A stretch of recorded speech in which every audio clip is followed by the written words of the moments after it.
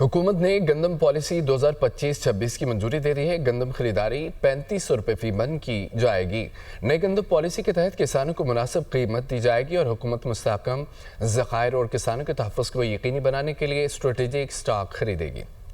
लाहौर में वज़ीर-ए-आज़म शहबाज शरीफ की ज़ेर सदारत गंदम पॉलिसी पर इजलास में पंजाब, सिंध, बलोचिस्तान और गिलगित बल्तिस्तान के वज़राए आला, खैबर पख्तूनख्वा के वज़ीर आला के नुमाइंदे और जम्मू और कश्मीर के वज़ीर-ए-आज़म भी शरीक थे। वज़ीर-ए-आज़म शहबाज शरीफ ने इजलास में कहा कि हुकूमत किसानों को दरपेश मुश्किलात से बाखूबी आगाह है। गंदम पॉलिसी की तैयारी के लिए किसान तंजीमों समेत तमाम स्टेक होल्डर्स से मुशावरत की गई। पॉलिसी का मकसद अवामी मफादात का तहफ़्फ़ुज़ करते हुए किसानों के मुनाफे को यकीनी बनाना है। इजलास में बताया गया कि वफाकी और सूबाई हुकूमतें 6.2 मिलियन टन गंदम खरीदेंगी। गंदम की खरीदारी 3500 रुपए फी मन की बैनुल अक़वामी दरामदी कीमत के मुताबिक की जाएगी। पॉलिसी के तहत पाकिस्तान भर में गंदम की बैनुल सूबाई नकलो हरकत पर कोई पाबंदी नहीं होगी। इजलास में मजीद बताया गया कि वफाकी वजीर बराए कौमी ग़ज़ाई तहफ़्फ़ुज़ की ज़ेर निगरानी गंदम खरीदारी की निगरानी के लिए कौमी कमेटी कायम कर दी गई है, जो बराह रास्त वज़ीर-ए-आज़म को रिपोर्ट करेगी।